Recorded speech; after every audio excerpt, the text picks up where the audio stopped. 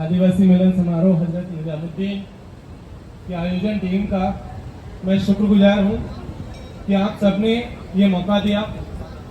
और जिस तरीके का अभी प्रोग्राम चल रहा था, बहुत देर से हम सब लोग सुन रहे थे, लेकिन बहुत जरूरी है कि उसके साथ साथ कुछ काम की बातें भी हो जाए, क्योंकि थोड़ी देर पहले यहीं पे ये घेरा रखा हुआ है, बज रहा था और मैं जब 12 बजे आया था तब से देख रहा था कि ये घेरा बज रहा है। मुझे लगा कि इस देश का आदिवासी इस घेरे की तरह है कि जो आ रहा है वो इसको बजाया जा रहा है और हमारे लोग हैं कि उसके सामने नाचे जा रहे हैं। आज सबसे एक सवाल है कि इस घेरे की तरह कब तक बजते रहोगे, कब तक नाचते रहोगे? बहुत जरूरी सवाल है। जब आप नाच रहे हैं, इसी हफ्ते मणिपुर के भीतर आपके साथ साथ एक और छलावा हुआ कि वहां की मैतेई कम्युनिटी को आदिवासी का दर्जा दे दिया गया। आप नाचते रहिए, उन्होंने पिछले दरवाजे से आपका रिजर्वेशन छीन लिया। जब आप इसी तरीके से नाच रहे थे, कुछ महीने पहले उत्तराखंड और हिमाचल के भीतर वहां के ठाकुर और ब्राह्मणों को एसटी का दर्जा दे दिया गया। अभी दिल्ली विश्वविद्यालय में रिक्रूटमेंट चल रही है, 90% में उनके लोग हैं, आपके लोग गायब कर दिए गए। आप पूछिए कि आपके लोग क्यों नौकरी नहीं लग पा रहे हैं? क्योंकि आप सब तो नाच गाने में व्यस्त हैं। जो नाचने के लिए आ रहे हैं, जो गाने के लिए आ रहे हैं, उनके पास भी एक कहानी है, से चली आ रहे, वही रामायण है, वही महाभारत है। उन्हीं कहानियों में आपको लपेट दिया गया और उस कहानी में आप ऐसे लपटे कि आप भूल गए कि असलियत में आए किस लिए थे, लड़ना क्या था और चाहिए क्या था। जिस चीज की बदौलत आप दिल्ली में यहां बैठे हैं, हजरत निजामुद्दीन में, उस चीज को दरअसल आप भूल चुके हैं। और वो चीज थी पढ़ाई लिखाई, उसको आपने छोड़ दिया। आप तो यहां तक आ गए, आपने सोचा है कि आपके बाद आने वाली पीढ़ियों का क्या होगा? आपने बिल्कुल भी नहीं सोचा। इस देश में लगभग 47 पोजीशंस है जो लोकसभा में आदिवासियों के लिए रिजर्व है। आपके भी 3 लोग आते हैं उसमें। इस देश के भीतर आदिवासियों के लिए विधानसभा में लगभग 487 पोजीशंस है, लेकिन एक भी व्यक्ति आज की तारीख में ऐसा नहीं है जिसने कहा हो कि आदिवासी रिजर्वेशन के साथ छेड़खानी हो रही है और इसको ना किया जाए, इसको रोक दिया जाए। एक भी व्यक्ति नहीं है। पूरे 47 के 47 तो इधर लोकसभा के, कुछ राज्यसभा में है और जो विधानसभा में 487 बैठे हैं, सबके मुंह में दही जमा हुआ है। लेकिन किसी ने ये नहीं कहा कि अगर मैतेई समाज आदिवासियों का दर्जा पाएगा तो दिल्ली में बैठे मीणाओं का क्या होगा। किसी को कोई चिंता भी नहीं है, आपको भी नहीं है, और जो यहां गा रहे हैं उनको भी कोई चिंता नहीं। लेकिन मैं आपसे ये कहना चाहता हूं कि आपको चिंता करने की जरूरत है। अभी आगामी जो पार्लियामेंट का सेशन होगा उसमें forest conservation bill, amendment bill आ रहा है 2023 का। पता है क्या असर होने वाला है? आपके गांव में, आपके आसपास, अभी ये दिल्ली बॉम्बे रोड निकली हुई है, इसके आसपास की जितनी भी जमीनें हैं सारी की सारी कमर्शियलाइज कर दी जाएंगी स्पेशल इकोनॉमिक जोन में, और आपको वही सरकारी रेट पर पैसा तो दे दिया जाएगा, लेकिन वो जमीनें चली जाएंगी किसी और के पास, और आप आने वाली पीढ़ियां बिना जमीन के मजदूरी करते रहिएगा। कुछ कुली बन जाएंगे, कुछ रिक्शा चला लेंगे। सोच रहे हैं क्या होगा? आपको पता है 2019 में इसी देश के सुप्रीम कोर्ट का एक वर्डिक्ट आया था और कहा था कि जिन आदिवासियों के पास फॉरेस्ट राइट एक्ट 2006 के तहत अपनी जमीन पर पट्टा नहीं है, जिसमें कि मैं जानता हूं यहाँ जितने लोग बैठे, आपकी गांव के मकान को देख लीजिए, क्या उसका पट्टा है? वो खातेदारी की जमीन पे बना है कि चरागाह की जमीन थी या वेड्डा था, उस पर आपका मकान है, उसका पट्टा आपके पास नहीं है। और सुप्रीम कोर्ट का 2019 का वर्डिक्ट पड़ा हुआ है और कह रहा है कि जिसके पास भी पट्टा नहीं है उसे वो जमीन छोड़नी होगी। आप चाहे 100 साल से रह रहे हो, चाहे 1000 साल से रह रहे हो। इसलिए कुछ बातें सुनना बहुत जरूरी है, कहना भी जरूरी है। हमारे ऊपर जिस तरीके का हमला है, एक हमला पॉलिटिकल है जो हम सबके सामने दिख रहा है रिजर्वेशन की फॉर्म में, एक दूसरा भी हमला है। आपको ध्यान होगा 2019 से लेकर 2023 के बीच में लगभग हजारों लोगों को सेक्रेटरी बना दिया गया, joint secretary, director, deputy director, जहां एक आईएएस को पहुंचने में कम से कम 10 से 15 साल लगता है। बिना रिजर्वेशन के आरएसएस के लोगों ने अपने लोगों को भर दिया वहां पर, हजारों लोग, उसमें एक भी मीणा नहीं है। क्या आपने पूछा अपने लोगों को, जिनको वोट दिया उनको पूछा कि उनमें हमारा हिस्सा क्यों नहीं है? जो लोग यहाँ गांठने आते हैं उनको नहीं पता है ये चीज, और नहीं पता है तो उनको पता होनी चाहिए कि हमारा हक कौन लेकर के जा रहा है। और जब आपको आपका हक ही नहीं होगा तो आप तो जितने दिन बैठ सकते बैठ जाएंगे, रिटायरमेंट के बाद क्या होगा? कहां जाओगे? जमीन वहां सरकार छीन लेगी, नौकरी आपको मिलनी है नहीं, फिर क्या करेंगे आपके बच्चे? कभी सोचे हैं? अगर नहीं सोचे तो सोचना शुरू कीजिए कि उन्होंने सीधे सेक्रेटरी बना दिया, डायरेक्टर, जॉइंट डायरेक्टर बना दिए गए लोगों को, और आप अभी भी किसी नाच गाने में उलझे हुए हैं। एक तस्वीर लगी हुई है हमारे पीछे, कोई मुझे बता सकता है 50 साल पहले इस तस्वीर का क्या हाल था? कितने मीणा इस तस्वीर को जानते थे? तो बीचों बीच लगी हुई है मीन भगवान की, कितने लोग जानते हैं? कितने मंदिर है आपके यहां पर? 50 साल से पहले कोई मुराला मंदिर है मीन भगवान का? और आप ये बताइए कि मीणा पहले आए कि मीन भगवान पहले आया? अगर मीणा पहले आए तो मीन भगवान की क्या जरूरत? लेकिन आपको आरएसएस ने एक झंडा पकड़ा दिया, आप लेकर के घूमे जा रहे हैं जगह जगह, जय मिनेश, जय मिनेश, जय मिनेश। आप मुझे बता दीजिए, 2 तस्वीर इधर भी है, बाबा साहब की है, बिरसा मुंडा की है। इनका तो आपको पता है कि इन्होंने कुछ आपको दिया है, लेकिन बीच वाली तस्वीर में आपको क्या दिया है? इसका कोई बता सकता है कि इन्होंने आपको क्या दिया जिसका जयकारा आप लगा रहे हैं? दरअसल आरएसएस ने 1940 के आसपास और कुछ और लोगों ने मिलकर के मीन भगवान का एक रायता फैलाया, आप उसको समेटने में, फैलाने में, मचाने में लगे हुए हैं। 1944 से पहले मीणाओं में कोई नहीं जानता था।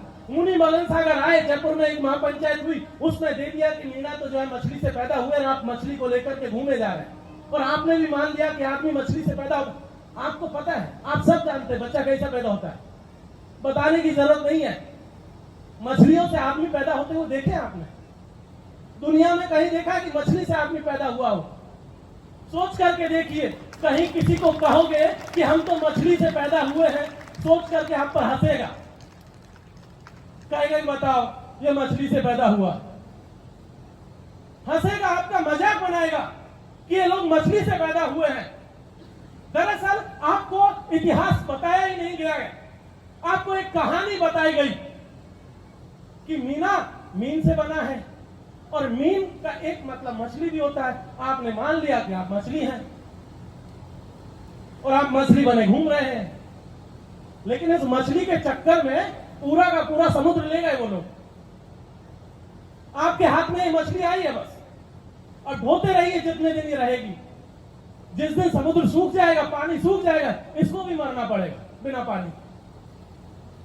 तो बेहतर है कि असलियत को समझे, जो हकीकत है उसको समझे, अन्यथा कुछ नहीं बचेगा। आने वाले दिनों में जिस तरीके का संकट है हम देख रहे हैं, आप देखिए, आपका पूरा का पूरा पूर्वी राजस्थान, ज्यादातर लोग वहीं से, पूर्वी राजस्थान से पानी के लिए तरस रहा है। ईआरसीबी का एक नोटिस यहां तक नहीं लगा है, किसी ने लगाया भी, किसी ने बोला भी नहीं भाई हमारे लोग जो गांव में हैं उनके खेतों के लिए, उनके जानवरों के लिए, और खुद उन लोगों के लिए जो परिवार के हमारे सदस्य, उनको पानी की जरूरत है। कोई पानी की भी बात कर ले, लेकिन नहीं बात की किसी ने, शायद किसी को जरूरत नहीं लगी। उनको लगा कि हमें क्या, हम तो निजामुद्दीन में रहते हैं, कुछ पानी गंदा पानी है, भले यमुना में से आ जाता है, फिल्टर करके पी लेंगे, गांव वालों का क्या, वो तो रहते रहेंगे। लेकिन एक चीज जान लीजिए, आपकी भी पहचान उसी गांव से है। जिस दिन वो प्यासे भूखे मरेंगे, जिस दिन अनाज उनके पास खाने को नहीं होगा ना, तो जो चून आपके यहाँ आता है, जो गेहूं का कट्टा भर भर के लाते हैं, वो भी बंद होगा। जो बर्मी भर भर के घी ला रहे हैं, वो भी बंद होगा, क्योंकि उसके लिए तो वहां पानी है नहीं। तो बेहतर होगा कि जो जमीनी मुद्दे हैं, जो जमीनी समस्याएं हैं, उन समस्याओं की तरफ हम लोग ध्यान दें। जो संकट है, प्रमोशन में रिजर्वेशन का इतना बड़ा इश्यू है, कोई बोलने वाला नहीं है। हमारे लोग दर दर के लिए इधर से उधर भटक रहे हैं, किसी को कोई फर्क नहीं पड़ रहा कि हमारे लोग उन जगहों पर क्यों नहीं है जहां पर होना चाहिए। हम लोग तो कहते हैं कि आदिवासी 7.5% की हिस्सेदारी है। आप अपने आप को देखिए, क्या सच में आपके पास 7.5% की हिस्सेदारी है? एक छोटा सा डेटा हम आपको बताते हैं। इस देश की आबादी लगभग 140 करोड़ है, 140 करोड़। सरकारी नौकरियां लगभग 2 करोड़ है। एक एक्चुअली में तो 1,96,00,000, 2 करोड़ मान लेते हैं। 2 करोड़ में से 7.5% के हिसाब से कितनी नौकरियां बनती है? 15 लाख। अब 15 लाख में से कितनी कम्युनिटी है? 705 कम्युनिटी आदिवासियों में। 705, ये नई आ गई, मैथिली 706 हो गई। अब 706 से 15 लाख को डिवाइड कर लीजिए, आपके हिस्से में कितना आया? कितना आया? कुछ हजारों में आएगा मान। और मीणा क्योंकि दिल्ली के नजदीक है तो थोड़ा सा ज्यादा हो सकता है। इतनी नौकरियां आप लोगों की, सरकारी नौकरियां। आपकी आबादी कितनी है पता है? लगभग 60 लाख की आबादी है मीणाओं की राजस्थान में। और आने वाले दिनों में तो ये सब भी प्राइवेटाइजेशन हो रहा है। उन्होंने बेच दिया, सड़क बेच दी, रेल बेच दी, सारा कुछ बेच दिया, एयरपोर्ट बेच दिया, सारे संसाधन बेच दिए और कुछ नहीं बचा है। जो बचा है उसको भी बेच देंगे। इसीलिए जरूरी है कि जो बचा है उसको बचा लीजिए। इस देश में अभी जो चल रहा है, पूरी की पूरी आपका दिल्ली से बॉम्बे तक का एक्सप्रेस वे बना, उसकी सारी जमीनें आप लोगों की थी ज्यादातर, सारी जमीनें ले ली गई। अब जाकर के पता कीजिए उस रोड के किनारे उसकी रेट क्या है, आपको हकीकत मालूम चल जाएगा। और क्यों ले लेना आसान हो गया? क्योंकि उनमें से आधी जमीनें तो ऐसी थी जो खातेदारी की थी, और उससे ज्यादा जमीनें ऐसी थी जो खातेदारी की नहीं थी, या तो भेड्डा था या वैसे जंगलात की जमीनें थी जिसका आप लोगों ने जो है ढाकर जमा करके, अब कूड़ा रख करके, कुट्टी रख करके, कुछ कड़म रख करके कब्जा किया हुआ था, कुछ गोबर पटक रखा था, और वो सारी की सारी जमीनें उन्होंने ऐसे ही ले ली आपसे। अभी भी ले रहे हैं। मध्य प्रदेश के आदिवासियों से लिया जा रहा है, गुजरात के आदिवासियों से लिया जा रहा है, महाराष्ट्र के आदिवासियों से लिया जा रहा है। और जब से ही ये जमीनें आपके हाथ से जाएंगी, आप समझ लीजिए आपके सामने सबसे बड़ा संकट ये होगा कि आप आदिवासी हैं ये प्रूव नहीं कर पाएंगे, क्योंकि आपने आदिवासी होने के जो लक्षण थे वो सारे छोड़ चुके, ये अपना लिए। इसलिए इसकी जरूरत नहीं थी आपको।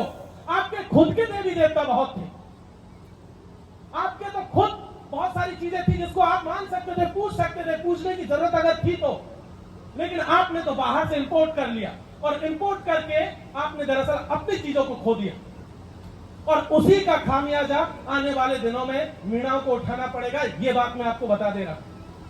सचेत हो जाइए, और अभी भी जरूरत है कि अपने हक और हुकूक की लड़ाई में शामिल हो जाइए। बाकी लोगों से सहयोग लीजिए, उनका सहयोग कीजिए, अन्यथा कुछ नहीं बचेगा आने वाले दिनों में, यह याद रखिएगा। अगर आपने सहयोग नहीं किया और नहीं लिया तो कुछ नहीं बचना है। सिलगेर के आदिवासी पिछले 2 साल से हड़ताल पर बैठे हो, भूख हड़ताल और उस तरह की हड़ताल उनकी चल रही है। 2 साल हो चुका है, हजारों की तादाद में है। 1,76,000 हेक्टेयर का जंगल हसदेव के आदिवासियों को दे दिया गया, अडानी को। आपको पता ही नहीं है।